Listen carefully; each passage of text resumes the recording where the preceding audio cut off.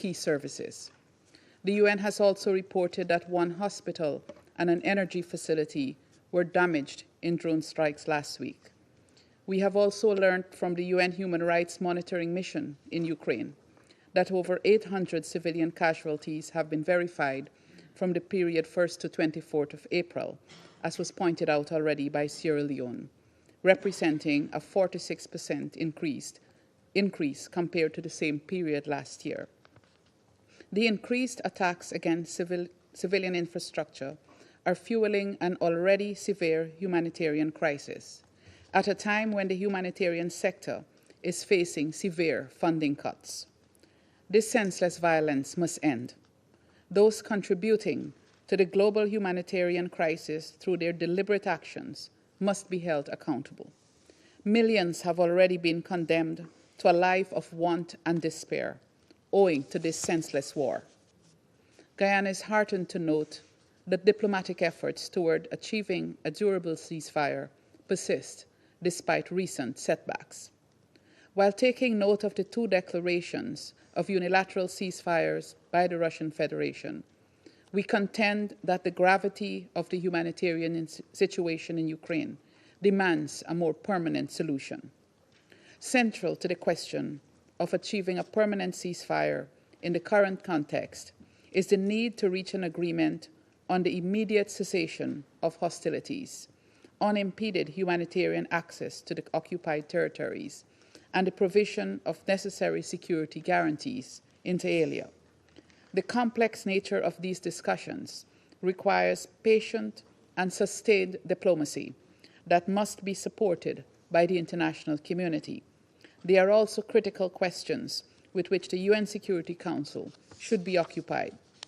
Guyana is prepared to support any measure that can bring about a peaceful end to the ongoing conflict, in line with international law and relevant UN resolutions. We commend those member states that have taken concrete actions to further the cause of peace and hope that their contributions will serve as a stimulus for greater action by the United Nations and the wider international community. We also continue to urge the parties to the conflict to demonstrate by their actions that they choose peace over war, to cease all escalatory actions and commit themselves to achieving a lasting peace with full respect for the sovereignty and territorial integrity of Ukraine. I thank you. Je remercie la représentante du Guyana. I thank the representative of Guyana, and I give the floor now to the representative of the Russian Federation. Господин председатель, Mr. President, we wish at the outset to voice our disagreement in principle with the approach of the presidency with the invitation extended to today's meeting of delegations under Rules 37 and 39. A whole 7 of them are here, and they are all members of NATO and the EU. We have already repeatedly stated that the invitations to such a number of participants, the majority of whom are guided by a block-based discipline, provide no added value with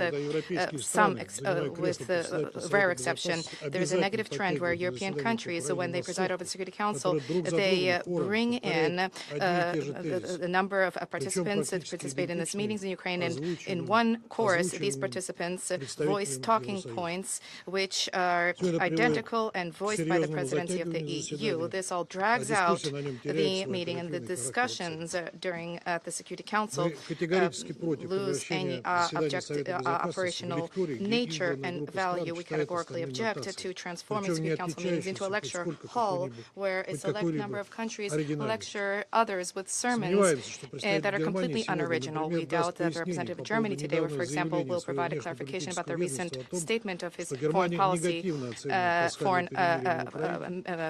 policy mission about Germany having a negative assessment of the Easter truce in Ukraine and the skeptical approach vis-a-vis the truce to commemorate the 80th anniversary of the victory in the Great Patriotic War. Prospects for peace between Ukraine and the Russian Federation are of no concern to those in the EU. Today's meeting was requested by a number of the most stubborn European sponsors of the Kiev regime. This is a reflection of their fear of being sidelined in the context of the new U.S. administration as it seeks to arrive at a long-term solution to the Ukrainian crisis. Hence, the desire to thwart this process and to restore for Ukraine Zelensky's image of a victim which has been tarnished in recent months in the light of the new facts that have surfaced. This apparently is designed to foster what the Ukrainian representative has on a virtually daily basis circulated, namely the correspondence with a description of Russian alleged strikes targeting civilian objects.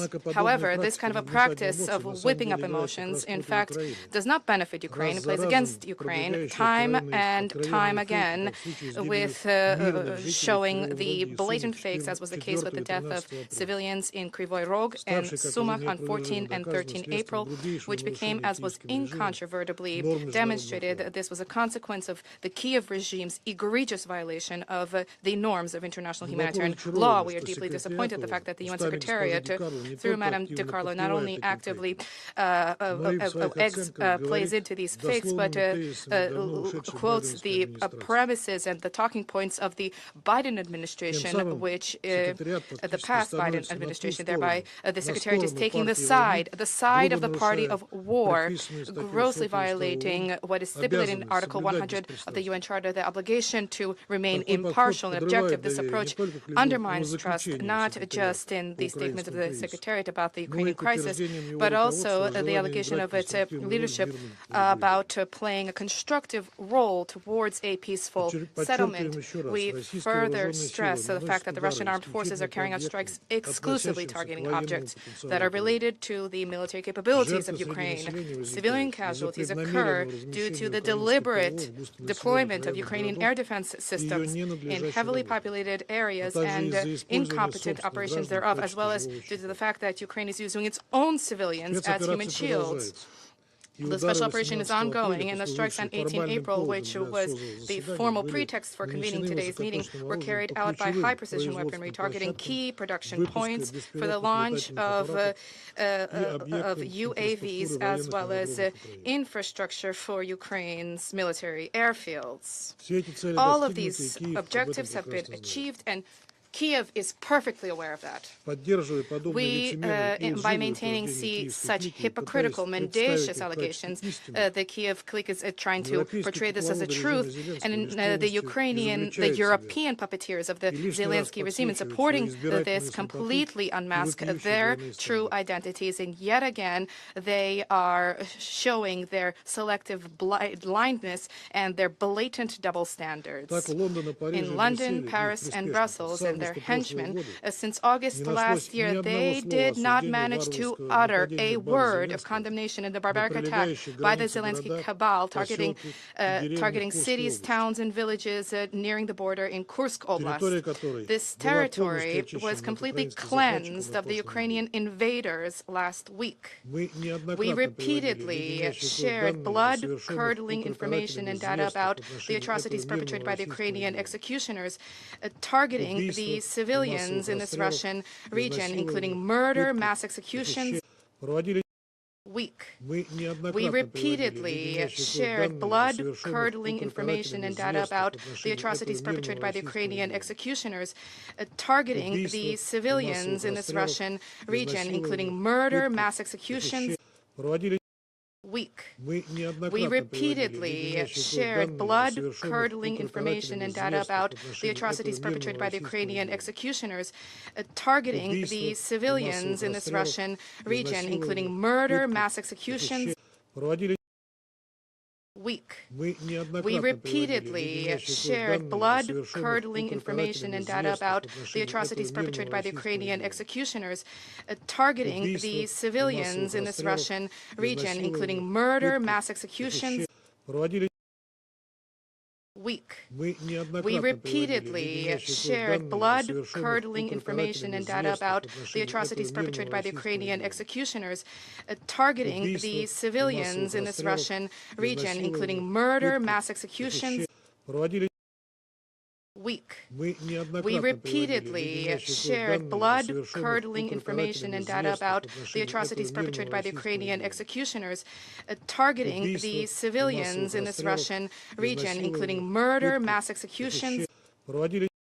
We repeatedly shared blood-curdling information and data about the atrocities perpetrated by the Ukrainian executioners targeting the civilians in this Russian region, including murder, mass executions. We repeatedly shared blood-curdling information and data about the atrocities perpetrated by the Ukrainian executioners targeting the civilians in this Russian region, including murder, mass executions. week. We repeatedly shared blood-curdling information and data about the atrocities perpetrated by the Ukrainian executioners, targeting the civilians in this Russian region, including murder, mass executions. Week. We repeatedly shared blood-curdling information and data about the atrocities perpetrated by the Ukrainian executioners, targeting the civilians in this Russian region, including murder, mass executions. Week. We repeatedly shared blood-curdling information and data about the atrocities perpetrated by the Ukrainian executioners, targeting the civilians in this Russian region, including murder, mass executions. Week. We repeatedly shared blood-curdling information and data about the atrocities perpetrated by the Ukrainian executioners, targeting the civilians in this Russian region, including murder, mass executions. Week. We repeatedly shared blood-curdling information and data about the atrocities perpetrated by the Ukrainian executioners, targeting the civilians in this Russian region, including murder, mass executions. Week. We repeatedly shared blood-curdling information and data about the atrocities perpetrated by the Ukrainian executioners, targeting the civilians in this Russian region, including murder, mass executions. Week. We repeatedly shared blood-curdling information and data about the atrocities perpetrated by the Ukrainian executioners, targeting the civilians in this Russian region, including murder, mass executions. Week. We repeatedly shared blood-curdling information and data about the atrocities perpetrated by the Ukrainian executioners, targeting the civilians in this Russian region, including murder, mass executions. Week. We repeatedly shared blood-curdling information and data about the atrocities perpetrated by the Ukrainian executioners, targeting the civilians in this Russian region, including murder, mass executions. Week. We repeatedly shared blood-curdling information and data about the atrocities perpetrated by the Ukrainian executioners, targeting the civilians in this Russian region, including murder, mass executions. Week. We repeatedly shared blood-curdling information and data about the atrocities perpetrated by the Ukrainian executioners, targeting the civilians in this Russian region, including murder, mass executions. Week. We repeatedly shared blood-curdling information and data about the atrocities perpetrated by the Ukrainian executioners, targeting the civilians in this Russian region, including murder, mass executions. Week. We repeatedly shared blood-curdling information and data about the atrocities perpetrated by the Ukrainian executioners, targeting the civilians in this Russian region, including murder, mass executions. Week. We repeatedly shared blood-curdling information and data about the atrocities perpetrated by the Ukrainian executioners, targeting the civilians in this Russian region, including murder, mass executions. Week. We repeatedly shared blood-curdling information and data about the atrocities perpetrated by the Ukrainian executioners, targeting the civilians in this Russian region, including murder, mass executions. Week. We repeatedly shared blood-curdling information and data about the atrocities perpetrated by the Ukrainian executioners, targeting the civilians in this Russian region, including murder, mass executions. Week. We repeatedly shared blood-curdling information and data about the atrocities perpetrated by the Ukrainian executioners, targeting the civilians in this Russian region, including murder, mass executions. Week. We repeatedly shared blood-curdling information and data about the atrocities perpetrated by the Ukrainian executioners, targeting the civilians in this Russian region, including murder, mass executions. On escalating the conflict and its reckless peace proposals. Nevertheless, the Russian-U.S. dialogue is ongoing. There will be discussions of a number of nuances for the future contours of the peace plan.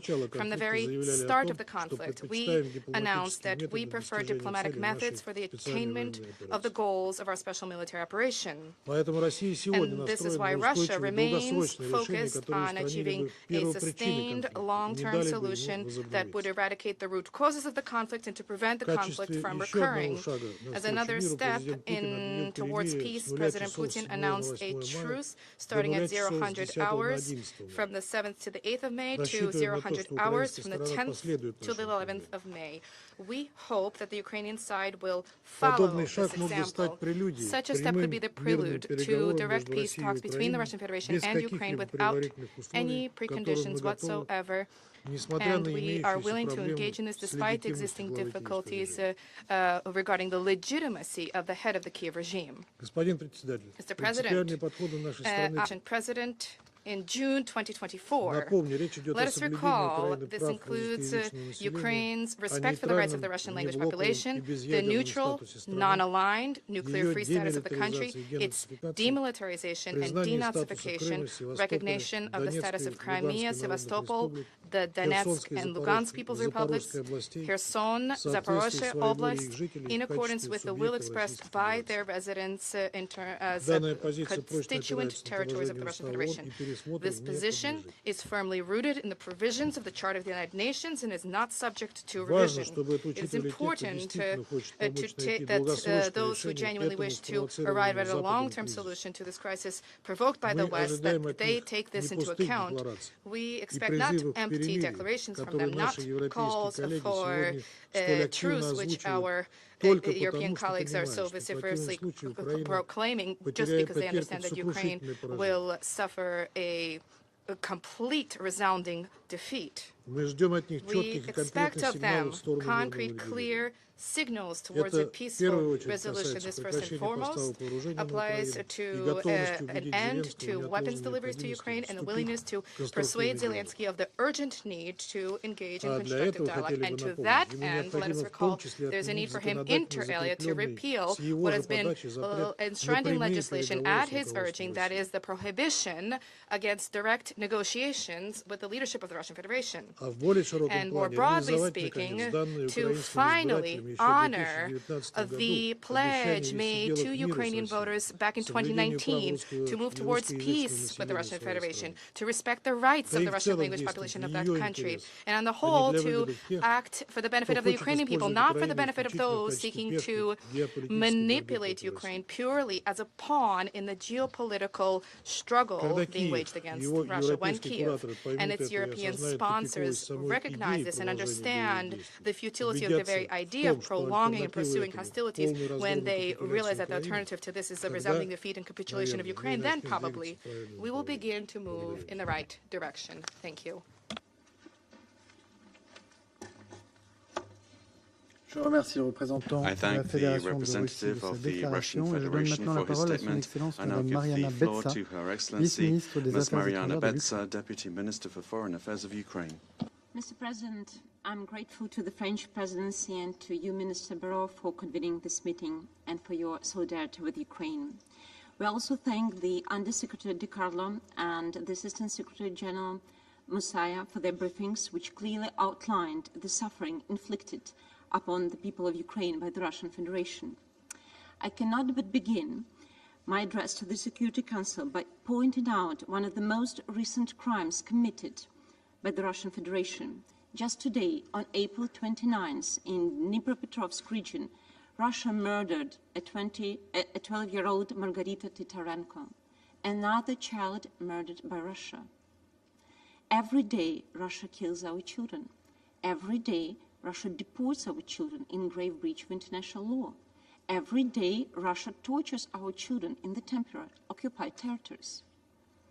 How many children would have been killed by Russia by the end of the war?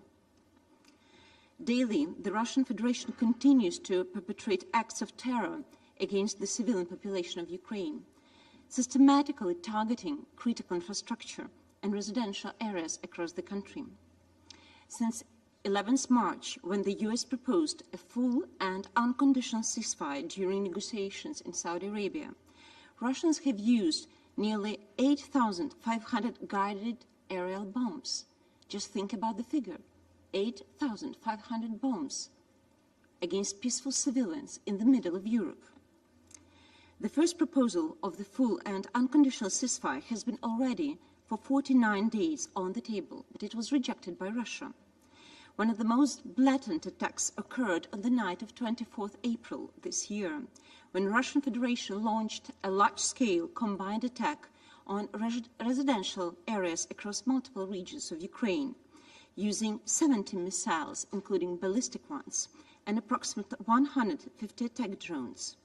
In Kiev alone, the attack took lives of at least 13 civilians, including a brother and a sister, 21-year-old Mikita and 19-year-old Sofia, and also injured around 90 others, among them at least 6 children and a pregnant woman. In this barbaric attack, Russia used a ballistic missile manufactured in North Korea. This is yet another evidence of the criminal nature of the alliance between the Russian Federation and North Korea. This Russian-North Korean bond threatens the security of the entire Indo-Pacific region as well. Recently, Ukrainian intelligence services have documented the involvement of at least 155 citizens of China in the Russian Federation's ongoing war of aggression against Ukraine. Evidence indicates that the Russian side is actively engaged in recruiting Chinese nationals through various social media platforms. This cooperation must be stopped immediately. Since the beginning of 2025, at least 577 civilians have been killed and over 2,900 injured, though the true toll is likely to be higher due to limited access to frontline and occupied areas. In April alone, the UN Human Rights Monitoring Mission in Ukraine verified 848 civilian casualties, a 46% increase from the same period last year. Verification efforts are ongoing, and the number of casualties is expected to increase. Russia's armed aggression has resulted in the widespread devastation of Ukraine's civilian infrastructure. According to Ukrainian authorities, over 218,000 civilian sites have been damaged or destroyed. More than 1,600 schools have been damaged, with at least 200 destroyed. Nearly 2,000 medical facilities have also been affected, including 300 reduced to rubble. These figures reflect a sharply deteriorating humanitarian situation and the growing needs of the civilian population on the ground. In this context, the delivery of humanitarian assistance is more urgent and essential as ever. Ukraine deeply appreciates efforts of OCHA and its partners in responding to humanitarian needs on the ground. We're sincerely grateful to all donors and partners for their continued support and solidarity. We call on the international donor community to ensure sustained and predictable funding to enable the uninterrupted delivery of life-saving humanitarian assistance in Ukraine.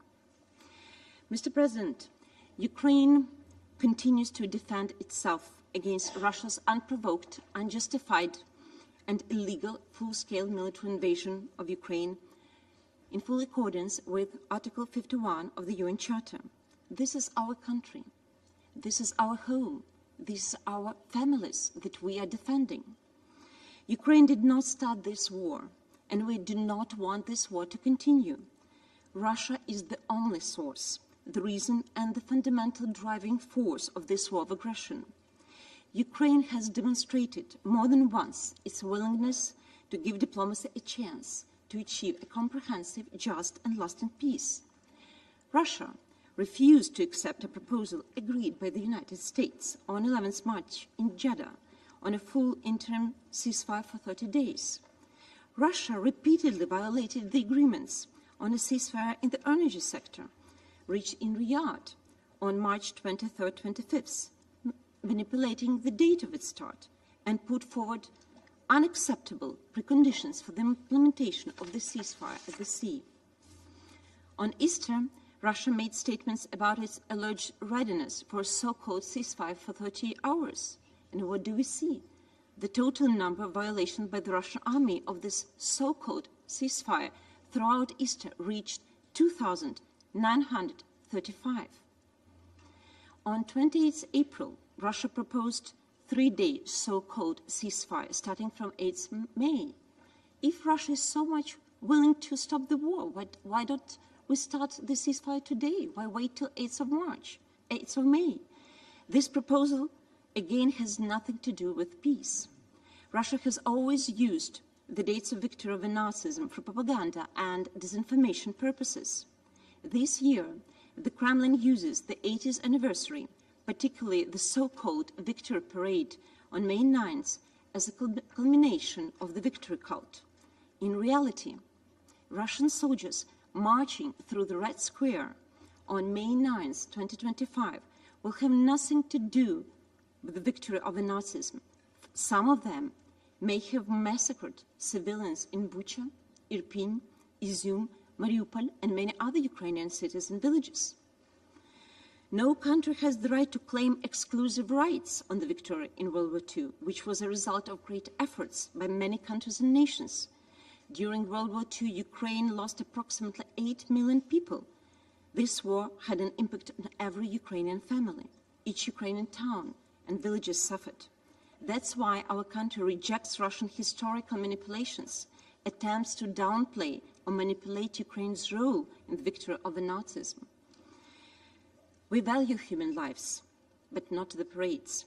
The fire can be seized right now, not just for a parade, and not just for a few days, to continue killing Ukrainians after that, after such parades.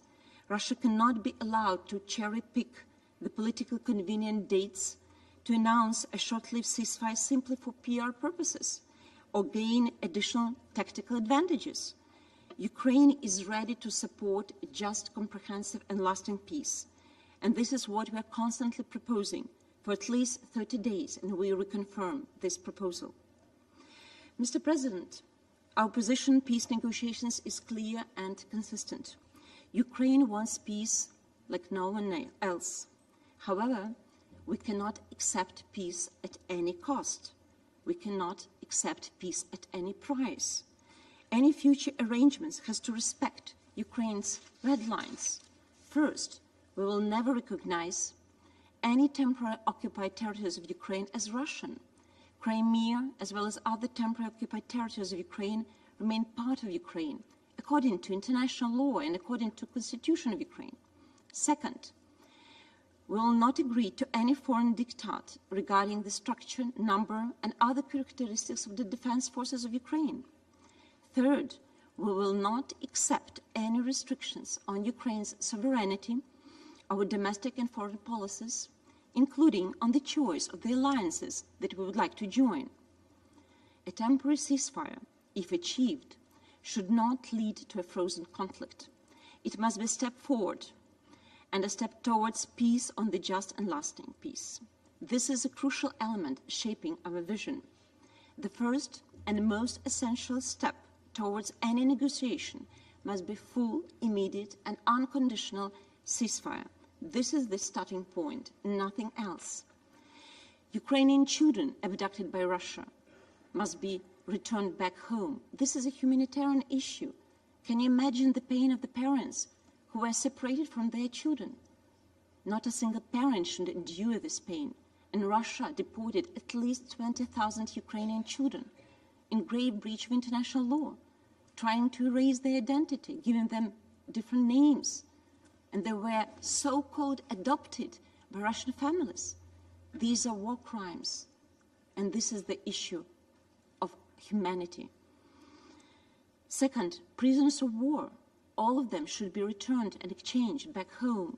And of course, illegally detained persons, civilians, they should be all of them returned back home to Ukraine. The issue of sovereignty and territorial integrity is crucial and is key. It should be important for all member states, whether we as international community are ready to abide by the UN Charter and UN principles.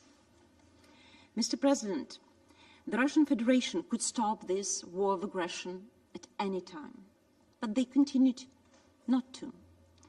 Russia wants to continue this war, not to pursue peace. Russia wants to kill Ukrainians, not to stop hostilities. Russia wants to occupy more Ukrainian territories, not to withdraw from Ukraine, because Russia's goal for these 11 years of genocidal war hasn't changed: to destroy Ukraine as a country, to destroy Ukraine as a nation. Russia doesn't want to see Ukraine as a democratic, free European country. Freedom is virus for Russian society. It threatens the dictatorship in Russia. Aggression should not be rewarded. Aggressor should not be appeased. Any attempt to appease the Russian Federation by compromising fundamental principles would only embolden further violations of international law and set a very dangerous precedent for global security. History has shown that appeasement does not stop the aggressors. It only encourages them. It is imperative that the international community increases pressure on Russia, including sanction pressure, to compel it to cease violations of international law and to pursue a genuine path towards peace. We remain hopeful that the United States, along with other international partners, will intensify efforts to press Russia to accept full and unconditional ceasefire. Unity and support of the whole of the international community is needed to stop this genocidal war and to prevent its repetition in the future. Peace talks must be based on respect of international law, including the UN Charter. Any sustainable peace must unequivocally respect Ukraine's sovereignty, safeguard our democratic institutions, and ensure the inalienable right of the Ukrainian people to live free from external aggression and to freely choose its future. Sovereignty and territorial integrity are non-negotiable. Justice is not negotiable. Children are not negotiable. We call on the international community, and especially this Council, to reaffirm the truth. Peace without justice is not peace, it's a surrender. And this is what actually Russia wants. They want Ukraine to surrender.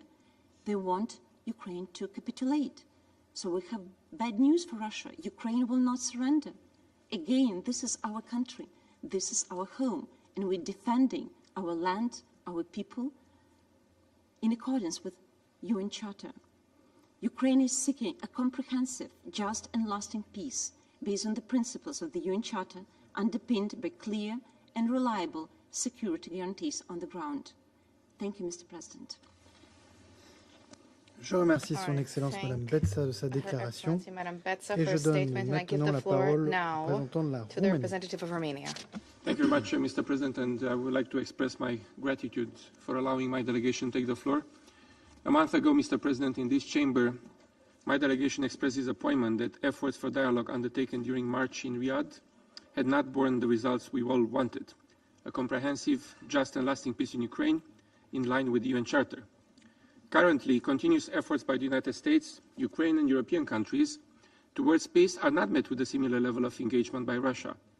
On the contrary, genuine efforts for peace are met with more killing of Ukrainian civilians and destruction of civilian infrastructure. Some of the more recent attacks against civilians are among the most horrendous. And this deadly trend is also confirmed by the briefers today, to whom I would like to thank for their important briefing. We also believe that there can be no impunity for such acts. The path to peace needs to provide dignity to all victims of the war, as well as accountability.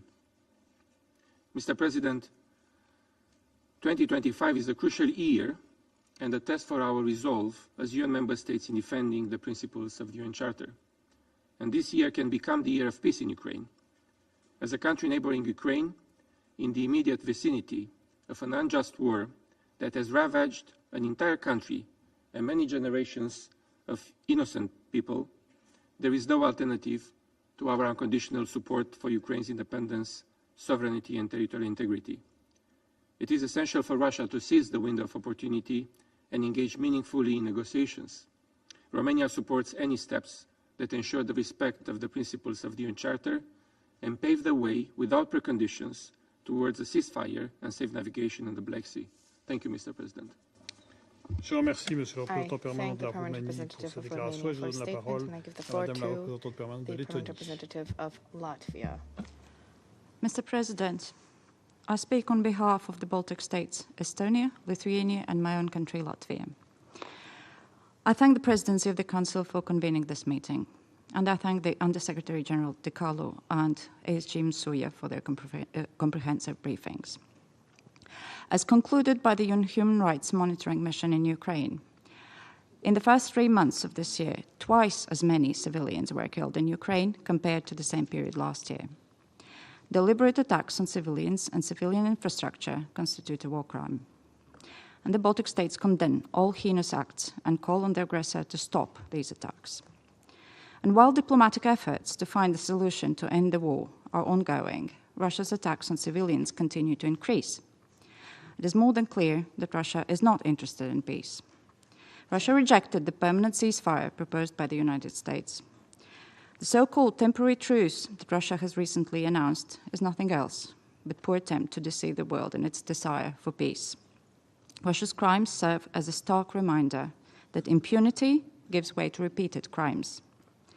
Ensuring accountability is essential to ending impunity and preventing further atrocity crimes. And in this context, we're glad to note that the establishment of a special tribunal for the crime of aggression against Ukraine is in its final stages, and perpetrators must be held accountable. Mr. President, the Baltic states welcome all efforts to bring just, comprehensive, and lasting peace in Ukraine.